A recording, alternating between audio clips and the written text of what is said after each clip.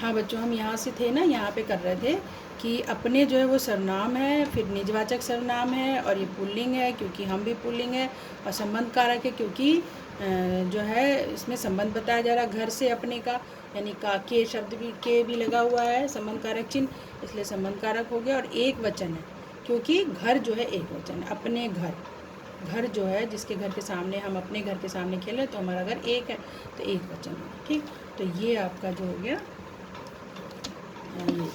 अब आपका आता है विशेषण, जो है आपका विकारी शब्द, इसका आपका आ रहा है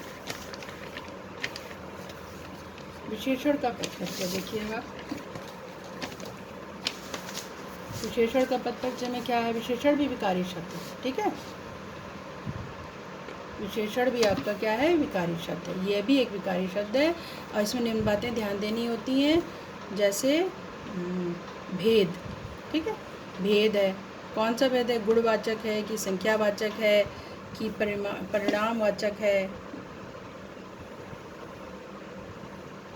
ठीक है, परिणामवाचक है या सार्वनामिक विशेषण है, लिंग है, वचन है, कौन सी अवस्था है, ये मूला, ये इसको तो आप छोड़ दीजिए, अभी आप कंफ्यूज जाओगे। लेकिन आप और विशेष के बारे में बताना होता है। विशेषण क्या होता है, विशेषण आप बताओ क्या होता है। विशेषण जो संज्ञा या सर्वनाम की विशेषता बताए वो शब्द विशेषण कहलाता है। तो ये भी आपका विकारी शब्द है। तो इसके भेद कितने होते हैं, गुणवाचक विशेषण, संख्यावाचक विशेषण, परिमाणवाचक होगा। यहाँ पे आप कर लीजिए परिमाणवाचक। ठीक है, ये आपका परिमाणवाचक है। ठीक, परिमाणवाचक विशेषण, सार्वनामिक विशेषण। ठीक, अब गुणवाचक क्या होता है, जो जिसमें गुण और दोष बताए जाते हैं, है ना, अच्छाई बुराई बताई जाती है, वो गुणवाचक है। संख्यावाचक में जिसमें गिनती बताई जाती है, 1 है या 2 है, 2 लीटर दूध, 10 किलो आलू, तो 10 किलो आपका संख्यावाचक विशेषण हो गया, 1 लीटर आपका संख्यावाचक विशेषण हो गया। गुणवाचक में क्या होता है, जैसे छोटी, बड़ी, अच्छी, खराब, सुंदर, इस तरह से जो शब्द होते हैं वो गुणवाचक में आते हैं। परिमाणवाचक में क्या होता है, नाप तौल आती है, परिमाण माने नाप तौल, जैसे इसमें भी वही आता है आपका। संख्यावाचक में आपका होता है 1, 2, इस तरह से आता है, यानी एक, ये जो मैंने अभी पहले बताया था वो नहीं होगा। संख्यावाचक में क्या होगा, संख्यावाचक में जैसे एक पेड़, है ना, बहुत सारे बच्चे, तो बहुत शब्द हो गया, एक हो गया, इस तरह के शब्द होते हैं वो संख्यावाचक में आते हैं। 10 फूल, तो 10 शब्द संख्यावाचक। और परिमाणवाचक में क्या होता है, जैसे होता है 1 लीटर दूध, ठीक है, 10 केजी आलू, इस तरह से, तो 10 किलो या 1 लीटर, ये सब परिमाणवाचक हो गया। सार्वनामिक विशेषण क्या होता है, जो सर्वनाम के शब्द जैसे होते हैं ना, लेकिन उनको हम यहाँ पे जो विशेषण संज्ञा या सर्वनाम की विशेषता बताए वो सर्वनामिक विशेषण होता है। संज्ञा या सर्वनाम को जो बताने वाले सार्वनामिक शब्द होते हैं, जैसे यह है, वह, इसका, ये सब जब विशेषण के तौर पे यूज़ किए जाएँ तब वो सार्वनामिक विशेषण कहलाते हैं। अभी आप जो है उदाहरण से समझेंगे। लिंग और वचन, ये सब चीज़ें आपको देखनी होती है। और विशेष क्या होता है, जिसकी विशेषता बताए, जैसे मैंने कहा कि मेरी मित्र की कलम बहुत सुंदर है, मान लीजिए मैंने कहा, तो मैंने सुंदर तो विशेषण हो गया, लेकिन किसकी विशेषता बताई जा रही, कलम की, है ना, कलम बहुत सुंदर है, तो कलम क्या हो गया, विशेष्य हो गया। ठीक है, समझ में आया। तो ये सब आप पहले से पढ़े हुए हो, इसलिए मैं आपको एक बार दोबारा रिवीजन करा दे रही हूँ कि आपको पुराना जो आपका व्याकरण का काम है वो सब याद हो जाए, क्योंकि ये सब आप लोग को याद रहना चाहिए। सबकी विशेषण क्या होता है, संज्ञा और सब चीज़ के बारे में आपको पढ़ना पड़ेगा दोबारा। इसमें उदाहरण देखिए, यह घड़ी मेरी बड़ी बहन की है। अब ये एक उदाहरण है, इसमें आपको किसका किसका बताना है पद परिचय, यह और बड़ी, क्योंकि यह विशेषण है और बड़ी भी विशेषण है इस वाक्य में। तो इसमें देखिए यह का, आप देखिए सार्वनामिक विशेषण है। कैसे पता चला, क्योंकि यह जो है ये किसके ऊपर संकेत कर रहा है, घड़ी पे। किसकी घड़ी, यह घड़ी, तो घड़ी तो आपका विशेष्य हो गया, और ये क्या हो गया, ये सार्वनामिक विशेषण है। वैसे तो हम सर्वनाम में देखते हैं इसको, यह को, लेकिन यहाँ पे घड़ी के साथ ये क्या बन गया, सार्वनामिक विशेषण। इसीलिए इसका नाम सार्वनामिक है, क्योंकि ये सर्वनाम होता है वैसे, लेकिन यहाँ पे विशेषण के साथ प्रयोग हो रहा है, तो अरे विशेष्य के साथ प्रयोग हो रहा है। विशेष्य को ये संकेत कर रहा है कि यह घड़ी, किसकी घड़ी, कौन सी घड़ी, यह घड़ी, तो ये घड़ी का विशेषण हो गया।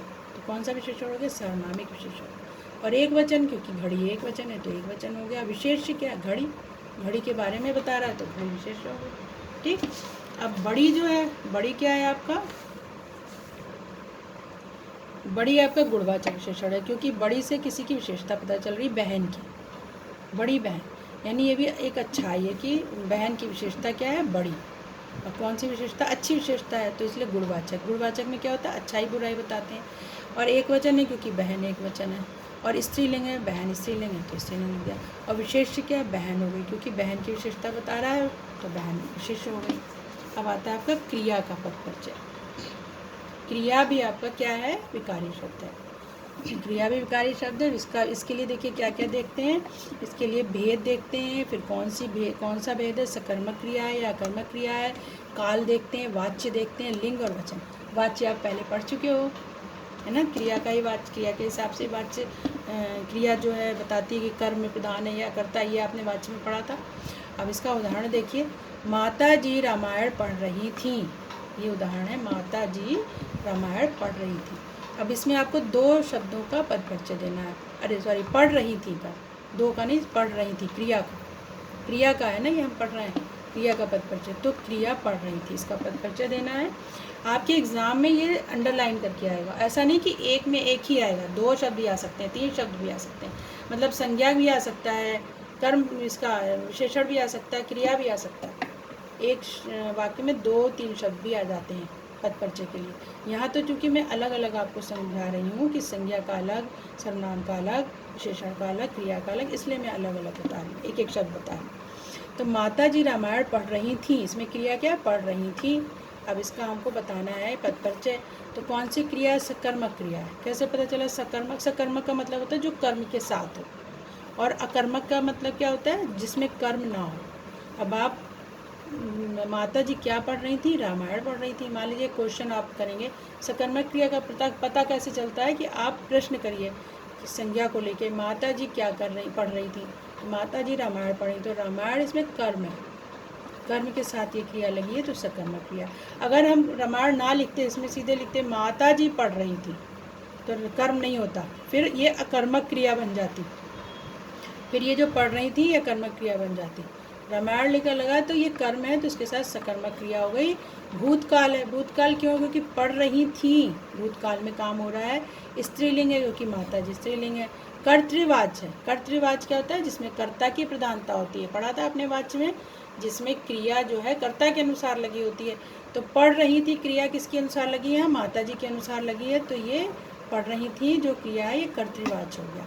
अन्य पुरुष, ठीक है, अन्य पुरुष हो गई, क्योंकि हम किसी और की बात कर रहे हैं, ना मैं अपने की बात कर रही हूँ मेरी, और ना तुम्हारी, ना अपनी कर रही हूँ ना तुम्हारी कर रही हूँ, किसी अन्य व्यक्ति यानी माता जी अन्य में आ गई, तो अन्य पुरुष की कर रही, तो वो अन्य पुरुष होगा। तो इस तरह से आप ये समझ के, और इसको आप उतार लीजिएगा, मैं अभी आपको इसकी पिक्चर भेज रही हूँ, इसको आप कर लीजिए और इसको ध्यान से वीडियो को देखिए।